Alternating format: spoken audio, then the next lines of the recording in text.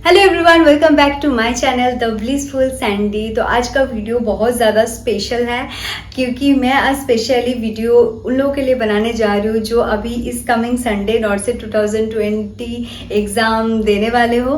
तो I think ये video उन लोगों के लिए बहुत ही ज़्यादा बेनिफिशियल होगा। एज मेरा टाइटल में ऑलरेडी आप लोगों ने देख लिया कि टाइटल का नाम है लास्ट मिनट सजेशन और लास्ट टाइम सजेशन। तो मैं अभी आज के वीडियो में वही सब पॉइंट बताऊंगी जो एकदम अक्सर लोग मतलब एज एडमिट कार्ड ऑलरेडी आ चुकी है। तो बहुत सारा चीज़ें कि स्ट्रेस के कारण एडमिट कार्ड भी आ चुकी है, ज़्यादा दूरी नहीं है एग्ज़ाम में, तो अक्सर ये ध्यान में नहीं रहता है छोटे छोटे पॉइंट। तो मैं वही छोटे छोटे पॉइंट आप लोगों के साथ डिस्कस करूँगी एंड वो सब पॉइंट भी डिस्कस करूँगी जो अक्सर हम एग्ज़ाम हॉल में जो छोटी छोटी गलतियाँ के कारण हमारा एग्ज़ाम ख़राब हो जाती है। अच्छे प्रिपरेशन हो जाता है बट फिर भी एग्ज़ाम हॉल में कुछ छोटे छोटे रीज़न के कारण हमारा एग्ज़ाम ख़राब हो जाती है। वो सब पॉइंट भी आप लोगों के साथ मैं डिस्कस करूँगी। तो वीडियो को बिल्कुल भी स्किप ना करके पूरा देखना and I guaranteed it will be beneficial for all of you, right. तो चलो फटाफट वीडियो को स्टार्ट करते हैं। तो एज मैं सजेशंस देने वाली हूँ, बहुत सारे सजेशंस है, तो आप लोगों के मैं सुविधा के लिए एकदम पॉइंट वाइज में एक एक जो सजेशन है उसको मैं डिस्कस करूँगी। तो फर्स्ट है रिविजन। तो आप लोगों ने ऑलरेडी जब से नॉट से 2022 का फॉर्म फिल किए हो, जो लोगों ने पार्टिसिपेंट्स हो ऑलरेडी उस दिन से आई थिंक आप लोगों ने प्रिपरेशन अच्छे से स्टार्ट कर दिया था एंड अभी बस 2 और 3 डेज ही बचा है एग्ज़ाम का। एंड आई होप कि आप लोगों का जिसको जैसा प्रिपरेशन करना था ऑलरेडी कंप्लीटेड हो चुका है। तो मैं बताऊंगी अभी जो जितने कम दिन ही बचा है तो उसमें मैं बोलूँगी अभी कुछ न्यू चीज़ें आप पढ़ने मत लगा जाओ। मतलब जो चीज़ बहुत कंफ्यूजिंग है तो वो आप दोबारा उसके चक्कर में मत पढ़ो। जितना पढ़े हो मैं बोलूँगी उसको ही अच्छे से रिवीजन करो, बहुत अच्छे से रिवीजन करो, एक एक करके मतलब जितना पढ़ा है अच्छे से रिवीजन करो क्योंकि last time revision always the bestest thing. हम जब बचपन में होते थे, जब एग्ज़ाम देने जाते थे तो लास्ट टाइम जो थोड़ा बहुत रिवीजन करते थे वो बहुत काम में आता था, राइट। तो आई होप इसमें भी ये काम में आएगा। तो जितना भी पढ़े हो आप लास्ट टाइम एक बार मतलब फटाफट रिवीजन कर लो। आई होप कि ये आप लोगों के लिए बहुत अच्छा होगा। एंड अभी जितना आप लोगों ने एमसीक्यूज का पेपर वगैरह प्रैक्टिस तो किए होंगे इतने दिनों में, अभी मैं बोलूँगी न्यूली अभी कुछ प्रैक्टिस करने मत लग जाओ क्योंकि अभी ऑलरेडी आप लोग स्ट्रेस में होंगे।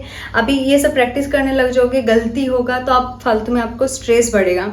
उससे बेटर है कि आप लोगों ने जो एमसीक्यूज पहले प्रैक्टिस की थी एंड आई होप आप लोगों को याद होगा कि जो पार्ट आप लोगों को ज़्यादा गलती होता था, जो एमसीक्यूज बार बार आता था, बार बार आप गलती करते थे, उसको आई होप कि आप लोगों ने मार्क करके रखे होंगे। तो मैं बोलूँगी जो चीज़ आपका बार बार गलती होता था मार्क करके रखे, उसको रिवीजन करो एंड कोशिश करो कि वो पेपर में दोबारा से गलती ना हो जाए उसके साथ, राइट। क्योंकि अभी आप देख लोगे तो ठीक है बट पेपर में वही चीज़ गलती हो मतलब गलत हो जाएगा तो आपको बहुत बुरा लगेगा, राइट। तो अभी न्यूली कुछ पेपर मत लो, जो भी एमसीक्यूज आपने प्रैक्टिस किया था वही अभी एक बार बस रिव्यू कर लो, ठीक है। एंड मैं बोलूँगी कि आप लोगों ने ऑलरेडी मतलब जो 5 जो मेन सब्जेक्ट है medical, surgical nursing, psychiatry nursing, obstetrical and gynaecological, childhood and community health nursing, ये जो 5 मेन सब्जेक्ट है अच्छे से पढ़े होंगे।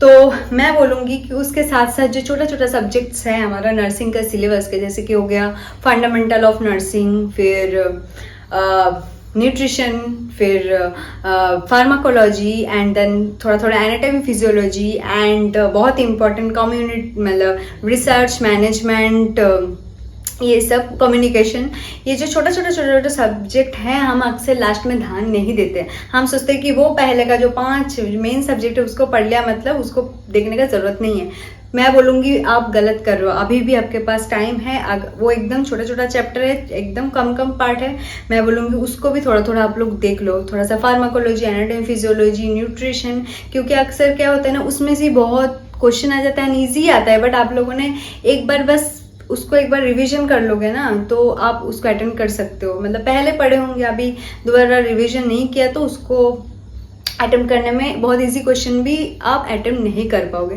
तो मैं बोलूँगी जो छोटा छोटा सब्जेक्ट है जो आप लोग का मे बी ध्यान से जा सकते हैं, मैं बोलूँगी कि वो सब सब्जेक्ट भी आप लोग एक बार रिविजन कर लो मेरे हिसाब से, राइट। तो आई थिंक रिविजन वाला पार्ट आप लोग को क्लियर हो गया होगा। मतलब सीधी सी बात, जितना पढ़े हो रिविजन करो, छोटा छोटा जो सब्जेक्ट हम अक्सर भूल जाते हैं उसको रिविजन करो, और जो MCQ जितने दिन से आप गलत कर रहे थे उसको भी मार्क करके रखे होंगे उसको भी रिवीजन करो। तो ये था फर्स्ट पॉइंट। सेकंड पॉइंट में अब आता है एग्ज़ाम हॉल में कौन सा छोटा सा गलती करते हैं हम जिसके कारण हमारा एग्ज़ाम हो जाता है ख़राब, राइट। तो एग्ज़ाम हॉल पे जिस टाइम मैंने एग्ज़ाम दिया था, मेरा साथ जो फ्रेंड्स लोग मेरे साथ एग्ज़ाम दिए थे, मैंने काफ़ी मेरा दोस्तों को मतलब बोलते हुए सुना है कि मैंने तो पूरा क्वेश्चन अटेम्प्ट ही नहीं कर पाया। मतलब 1 से 180 क्वेश्चंस तक उन्होंने लास्ट तक कंप्लीट ही नहीं कर पाया। मतलब लास्ट का क्वेश्चन उन्होंने देखा ही नहीं कैसे आया था, कैसा नहीं हुआ था। ये गलती बहुत लोगों के साथ होता है, मुझे भी पता है। मैं बोलूँगी please don't do this, please don't do. और ये क्यों होता है मैं ये भी बता दूँ, क्योंकि जब हम क्वेश्चन करते करते जाते हैं ना, बीच में 1-2 क्वेश्चन आता है क्या थोड़ा सा मतलब टफ नहीं, थोड़ा सा कॉम्प्लिकेटेड आता है। अब हम उसको क्या 1-2 बार पढ़ने के बाद भी नहीं आता, बट फिर भी हम उसके ऊपर ही बहुत ज़्यादा स्ट्रेस डालते हैं, उसको बार बार उसको ही सॉल्व करने का कोशिश करते हैं, जिसके कारण क्या होता है ना, उसको सॉल्व करने का चक्कर में बाद में जो और आगे का क्वेश्चन है जो आप कर सकते हो वो आप अटेम्प्ट नहीं कर पाते हो, लास्ट तक टाइम नहीं मिलता आपको। तो मैं उन लोगों के लिए सजेशन यही दूंगी कि प्लीज़ आप लोग एग्ज़ाम के टाइम अच्छे से टाइम मैनेजमेंट करके एग्ज़ाम देना। एंड ये बहुत इम्पॉर्टेंट है, छोटा सा पॉइंट है बट बहुत इम्पॉर्टेंट है। मैं अपना ऑनेस्ट बताती हूँ स्टोरी। मैंने एग्ज़ाम टाइम में क्या किया था, 3 आवर्स को ना 2 पार्ट में डिवाइड किया था, 1.5 आवर्स एंड 1.5 आवर्स में। तो फर्स्ट 1.5 आवर्स मेरा गोल था कि मैं 1 to 180 क्वेश्चंस जितने सारे हैं उसको पूरा गो थ्रू करूँगी। अब उसको कैसे गो थ्रू करना है, जैसे कि आपने 1 कर लिया, 1 आपका आ गया, 2 कर लिया, 3 कर लिया, 4 कर लिया, 5 कर लिया। अब जब आप 6 क्वेश्चन में आए ना, वो क्वेश्चन आपको थोड़ा सा टफ लगा, मतलब आप 1-2 बार पढ़ने के बाद भी आपको समझ में नहीं आया, या तो आप नहीं कर सकते हो, ऐसा टाइप आपको जब फील हुआ, आपको तो समझ में आ ही जाएगा कि आएगा तो आएगा, नहीं आएगा तो नहीं आएगा। और ये तो कुछ क्वेश्चन ऐसे भी होता है देख के लगता है कि और थोड़ा सा ज़्यादा, मतलब उस टाइम याद नहीं आ रहा, बाद में याद आ सकते हैं। तो मैं बोलूँगी उसमें ज़्यादा टाइम वेस्ट मत करो, उसको मार्क करके रखो एंड अगले क्वेश्चन में जाओ। अगर देखा अगले क्वेश्चन भी ऐसा है तो उसको भी मार्क करके रखो। फिर जो होगा ऐसा करके आप 180 क्वेश्चन फर्स्ट 1.5 आवर में उसको कंप्लीट करो। ऐसा करके जो आपको थोड़ा सा ऐसे कॉम्प्लिकेटेड लगा उसको मार्क करके रख दो एंड पूरा कंप्लीट क्वेश्चन 1.5 आवर में कर दो। अब उसमें क्या होता है ना, आपका एक टेंशन चला जाता है कि चलो मैंने पूरा क्वेश्चन कंप्लीट देख लिया, पूरा हो चुका है। अब नेक्स्ट 1.5 आवर आपके पास है, तो आप तब क्या करोगे, जो आपने मार्क करके रखा था ना, जो क्वेश्चन को जो तब नहीं आ रहा था, तो उसको तब क्या करना है, रिव्यूज़ में जाके उसको और 1-2 बार पढ़ने हैं। अगर आएगा उसके बाद भी, अगर उस टाइम हमारा क्या होता है, स्ट्रेस थोड़ा कम हो जाता है। हम पूरा क्वेश्चन कर लिया तो स्ट्रेस भी थोड़ा कम हो जाता है। अगर उस टाइम आएगा तो ठीक है, 1-2 बार पढ़ने के बाद, नहीं तो क्या करना है, नहीं तो नहीं आएगा तो कोई बात नहीं है। ऐसा करते हैं, मैं आपको श्योर बता रही हूँ, अगर आप लोगों ने ऐसा करके अगर 20 क्वेश्चंस नहीं आया ना, तो लास्ट में जब रिव्यू करते जाओगे ना, आई होप कि बहुत सारा क्वेश्चन आप अटेम्प्ट कर सकते हो। क्योंकि क्या होता है ना, एग्जाम में एक तो स्ट्रेस होता है और ऐसा क्वेश्चन देख के हमारा दिमाग खराब हो जाता है। आप टाइम दो, आपको बाद में भी आ सकता है। अगर नहीं भी आएगा तो कोई दिक्कत नहीं है, टफ क्वेश्चन आ सकता है अगर आप अच्छे से प्रिपरेशन लिए हो। अगर आपको टफ लग रहा है, मतलब सबको टफ लग रहा है, इट्स नॉट मतलब that much complicated, tough question आ सकता है। अगर टफ क्वेश्चन आएगा तो कट ऑफ भी उतना ही आएगा, राइट। सबने प्रिपरेशन सेम ही लिए होंगे, सब्जेक्ट सेम है, सिलेबस सेम है, तो कोई दिक्कत नहीं है, आएगा तो ठीक है। बट मैं बार मैं ये बोलूँगी, प्लीज़ नेगेटिव मार्किंग मत करना, ओके। क्योंकि अगर नेगेटिव मार्किंग कर देते हो ना, तो फिर आप जितना मार्क्स आ सकता था उतना तो आएगा नहीं, ऊपर से आपका रैंकिंग भी आ सकता था, बट नेगेटिव मार्किंग के कारण रैंकिंग नहीं आएगा, ठीक है। तो आई गेस ये क्लियर हो गया। तो फर्स्ट 1.5 आवर्स आपको देखना है, जो पूरा क्वेश्चन देखना है, एंड लास्ट 1.5 आवर्स में जो जो आप चीज़ रिव्यू के लिए रखे थे उसको देखना है। अब उसमें से कैसे करना है, उसमें से भी ऐसा है कि जो क्वेश्चन आप, ऐसा होता है ना हमारा सिक्स सेंस काम करता है, 85 to 90% हम श्योर होते हैं कि यही होगा। तो ऐसा करके आप मैक्स टू मैक्स मैं बोलूँगी 10 ही क्वेश्चन अटेम्प्ट करो, उससे ज़्यादा मत करो। 10 क्वेश्चन अटेम्प्ट करोगे तो 1/3 क्वेश्चन नेगेटिव मार्किंग होता है, मतलब 3 क्वेश्चन गलत करते हो तो 1 मार्क कटेगा। तो अगर 10 क्वेश्चन अगर गलती से मैं मैक्स टू मैक्स पकड़ लिया कि 10 क्वेश्चन ही गलत है, तो 3 मार्क्स से ज़्यादा तो कट नहीं होगा ना, तो वो उतना हार्मफुल नहीं होगा। बट ज़्यादा नेगेटिव मार्किंग बिल्कुल भी मत करना। और ये है, और लास्ट उसको देखने के बाद और जो लास्ट थोड़ा आधा घंटा बचेगा उसमें से मैं बोलूँगी 1 to 180 क्वेश्चन जितना आप लोगों ने अभी कर लिया उसको पूरा गो थ्रू थॉरोली एक बार चेक कर लेना कि क्या क्या ऑप्शन अपने चूज़ किया है। क्योंकि कभी कभार क्या होता है, ऑनलाइन एग्जाम हो जाता है, हम क्लिक करके देते हैं, तो कभी कभार क्या होता है गलत क्लिक हो जाता है, जिसके कारण मतलब आपका गलती नहीं है बट उस टाइम कोई मतलब अनलकीली वो मतलब गलत क्लिक हो जाता है। तो एक बार देख लेना सो दैट कि ये ना हो। और एक इम्पॉर्टेंट पॉइंट है कि सबमिट करने से पहले जो क्वेश्चन आप क्या है थोड़ा बहुत मतलब श्योर हो बट फिर भी थोड़ा बहुत मार्क करके रखे हो, अगर वो आप देख लेना कि अगर श्योर हो तो ठीक है, अगर श्योर हो तो आप उसको सेव्ड कर देना, नहीं श्योर हो तो उसको काट देना। अगर श्योर हो तो ज़रूर सेव्ड करना, क्योंकि अगर वो ठीक हो गया ना, फिर अगर आप उसको रिव्यूज़ में ही डाल के रख दोगे तो फिर आपका वो क्वेश्चन मार्किंग के टाइम काउंट नहीं होगा। तो प्लीज़ बी श्योर कि पेपर सबमिट करने से पहले आप उसको रिव्यू से अगर हो रहा है तो सेव्ड करना है, right. I think I am clear. तो अब चलते हैं नेक्स्ट पॉइंट में। तो नेक्स्ट पॉइंट बहुत ही बेसिक है। बेसिक इसलिए है कि एडमिट कार्ड आ चुका है, तो ऑलरेडी आप लोगों ने एडमिट कार्ड में जो नीचे इंस्ट्रक्शन दिया हुआ है आप लोगों ने पढ़ा होगा। अगर नहीं पढ़ा होगा और किसी को कुछ पॉइंट्स में मतलब समझने में कुछ दिक्कत है तो इसीलिए मैं और एक बार सारे पॉइंट्स को रिव्यूज़ कर देती हूँ। रिव्यूज़ ये है कि आपका एग्ज़ाम हॉल में जैसे टाइम दिया हुआ है जितना टाइम में आपको बोला गया है कि ओपन होगा, जितना टाइम से आप एंट्री कर सकते हो एंट्री टाइम, उसी टाइम में प्लीज़ पहुंच जाना। लेट बिल्कुल भी मत करना। एंड एग्ज़ाम के टाइम लेट होना मतलब वो दिक्कत नहीं है। अगर टाइम के एकदम 5 मिनट पहले आप पहुंच रहे हो, गेट बंद ही होने वाला है, ऐसे टाइम में बिल्कुल मत मतलब पहुंचना। उसमें से क्या होता है ना, जो प्रोसेस होता है वो थोड़ा लेट हो सकता है, उसके कारण आपका माइंड में स्ट्रेस क्रिएट हो सकता है, जिसके कारण एग्जाम आपका खराब हो सकता है। तो मैं बोलूँगी जैसे एंट्री टाइम दिया है उसके मतलब जितना जल्दी हो सके एग्ज़ाम सेंटर में पहुँच जाना। भले ही आप थोड़ा पहले जाके आप सिस्टम के सामने बैठ जाओ, बट मतलब वो आगे पहुंच जाना चाहिए, राइट। मतलब लेट नहीं होना है बिल्कुल भी, ठीक है। तो ये फर्स्ट पॉइंट है, जैसे एंट्री टाइम बोला गया है वैसे ही पहुंच जाना एग्जाम सेंटर में। सेकंड है कि आपके साथ कुछ आईडी प्रूफ लेके जाना है। बहुत लोग बोलते हैं कि पैन कार्ड लेके जाना है कि नहीं, क्योंकि मतलब तो मैं बोलूँगी कि पैन कार्ड नहीं लेके जाने से अच्छा है, क्योंकि बहुत सारे एग्जाम सेंटर पैन कार्ड को अलाउ नहीं करता। कोशिश करना Aadhaar card, driving licence, voter card, ये सब के अंदर ही आईडी प्रूफ लेके जाने के लिए मेरे हिसाब से Aadhaar card is the best option. कोशिश करना आधार कार्ड ही लेके जाने के लिए, राइट।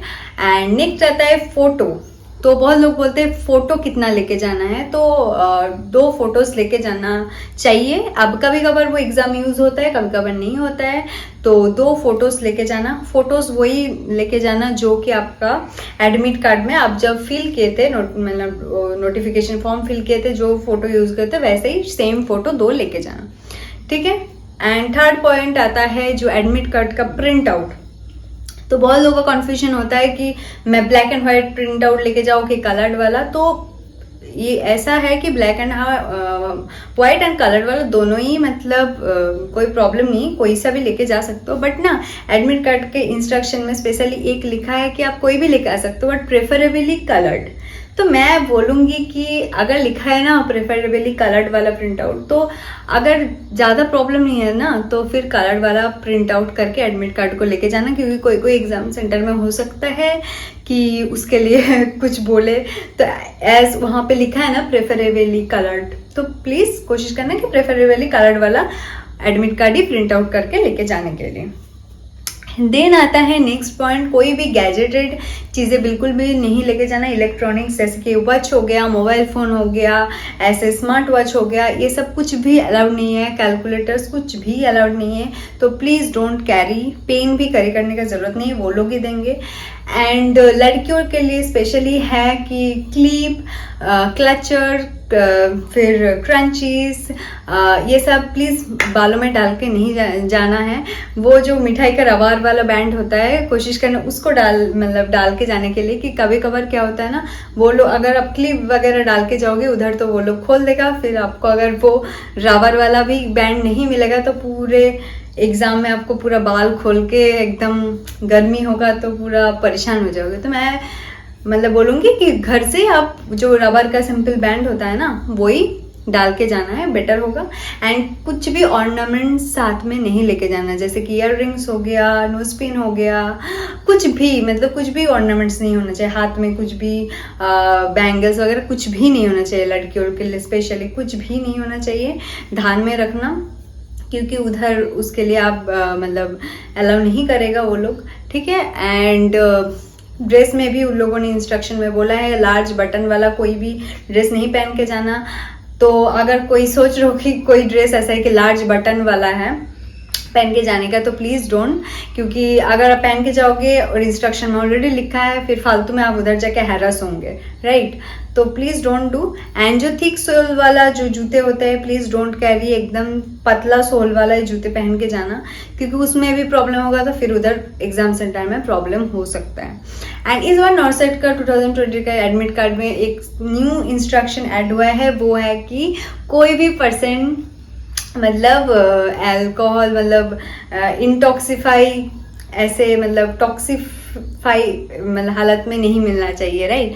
तो कोई प्लीज़, पता है कोई नहीं करेगा, बट ये भी लिखा है तो मैंने भी बताया दिया, कोई अल्कोहल या तो कोई भी ऐसा ड्रग कंज्यूम करके एग्ज़ाम देने ना जाए।